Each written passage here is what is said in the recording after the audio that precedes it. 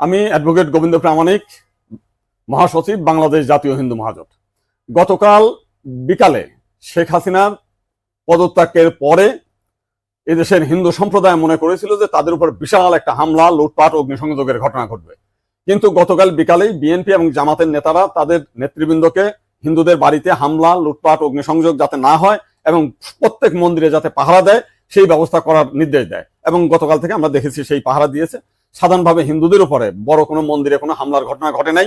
কিছু আওয়ামী লীগের হিন্দু নেতা আছে যারা বিভিন্ন সময় লম্পঝম্প করেছিল, তাদের বাড়িতে, শুধু হিন্দু বাড়ি না, মুসলিম আওয়ামী লীগ নেতাদের বাড়িতেও হামলা হয়েছে, লুটপাট হয়েছে এবং সামান্য কিছু সুযোগ সন্ধানী এলাকা ভিত্তিক তারা কিছু সামান্য মন্দিরে হামলা করেছে, সেটা ব্যাপক বিষয় না। কিন্তু আমরা দেখলাম যে ভারতের রিপাবলিক এইটাকে নিয়ে ব্যাপকভাবে রিউমার ছড়াচ্ছে, নানান কিছু মিলে উদ্ভট কথাবার্তা বলছে। এবং আজকে দেখলাম শেখ হাসিনার নিয়ে তারা কাহিনী তৈরি করছে, বঙ্গবন্ধুর স্ট্যাচু ভাঙছে, সেটা নিয়ে তারা খুব দুঃখে সাগরে ভাসছে। আমার এক সাংবাদিক ফোন দিয়েছিলাম, তাদের বলেছি যে আপনারা যদি শেখ হাসিনার জন্য যদি এত কান্না আপনাদের মধ্যে আসে, তো শেখ হাসিনা ভারতে গিয়েছে, আপনারা ভারতের প্রধানমন্ত্রী নরেন্দ্র মোদীকে সরিয়ে শেখ হাসিনাকে আপনারা প্রধানমন্ত্রী হিসেবে ঘোষণা করেন, সে ভারতও রক্ষা করতে পারবে, তা আপনার সেভেন সিস্টারও রক্ষা করতে পারবে। আপনারা তো প্রতিদিন বলতেছেন যে শেখ হাসিনা না থাকলে ভারতের সেভেন সিস্টার থাকবে না। তো এইবার আপনাদের একটা বিশাল সুযোগ আছে, আপনারা শেখ হাসিনাকে ভারতের প্রধানমন্ত্রী করেন।